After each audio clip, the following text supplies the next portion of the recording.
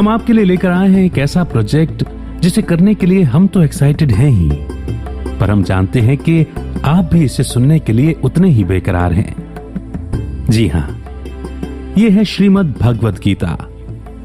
पर इससे पहले कि इसे शुरू करें, कुछ एक बातें हैं जो हम आपसे शेयर करना जरूरी समझते हैं। ये बात तो हम सभी को मालूम है कि भगवान यानी कि परमात्मा एक ही हैं, पर उन्हें न पहचानने के कारण, न जानने के कारण इस बात को मानते नहीं हैं। परमात्मा को न जान पाने के कारण भी कई हैं, जिसमें सबसे पहला तो यही है कि वो दिखाई नहीं देता। सोचिए, जब आत्मा को ही आंखों से नहीं देखा जा सकता तो परमात्मा को कैसे देख सकते हैं? परम यानी कि सर्वोच्च, सुप्रीम, उनसे ऊंचा कोई और नहीं। वो एक रचयिता और बाकी सब उसकी रचना यानी कि क्रिएशन। जिस प्रकार एक आत्मा को अपनी बात कहने के लिए मानव का शरीर लेना पड़ता है और हम इंसान या मनुष्य कहलाते हैं, ठीक उसी प्रकार साइंस कहें या स्पिरिचुअल साइंस कहें, परमात्मा को भी इंसान के शरीर का आधार लेना ही पड़ता है। आध्यात्म यानी आत्मा, परमात्मा और इस वर्ल्ड ड्रामा व्हील की स्टडी। धर्म यानी धारणा है, अर्थात वो नियम जो इंसानों के लिए बनाए गए।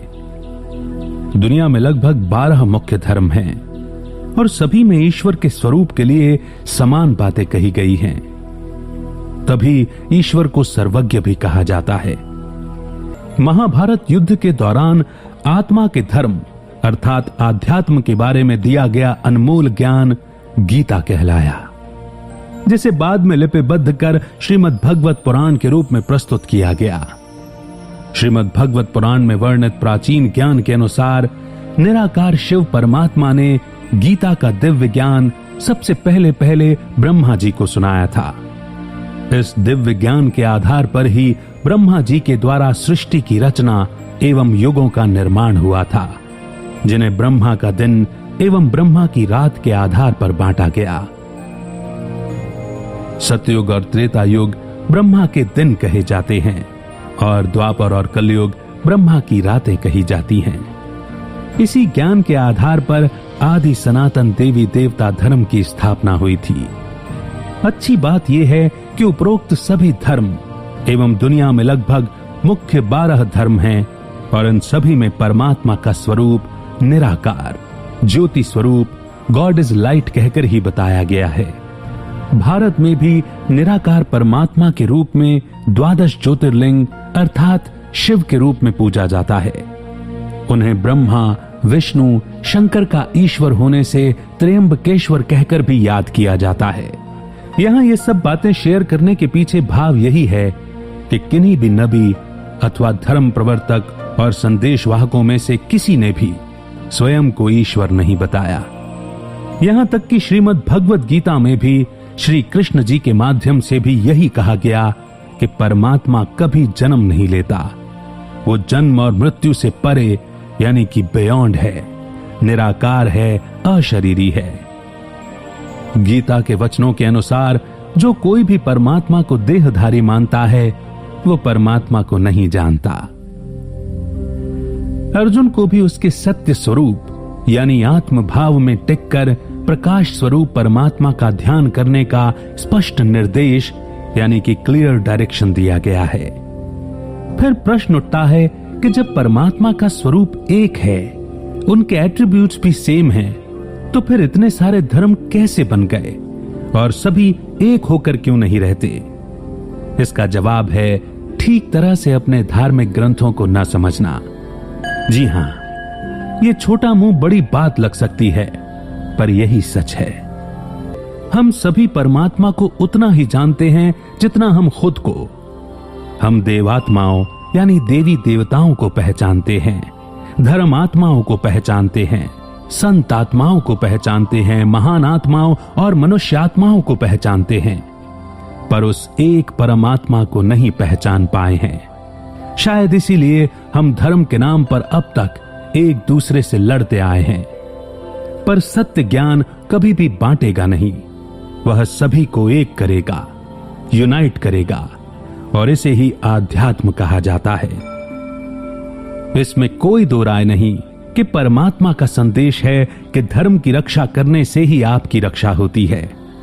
पर यह बात भी तो समझने की है कि परमात्मा तो आत्मा के धर्म यानी आध्यात्म की रक्षा करने को कहते हैं, और हर आत्मा का धर्म है शांति और पवित्रता। शरीर का धर्म तो मौत के साथ ही छूट जाता है, पर शांति और पवित्रता तो शरीर छूटने के बाद भी आत्मा को चाहिए ही होती हैं। और किसी भी धर्म में जन्मी आत्मा क्यों न हो, सभी को शांति और सुकून की तलाश होती है। बहरहाल हम सभी जानते हैं कि श्रीमद् भगवद गीता पर अनेक विद्वानों ने अपनी तरह से टीका टिप्पणी की है, अपने अपने वर्जन्स भी निकाले हैं। हमारा यहां ऐसा कोई इरादा नहीं है।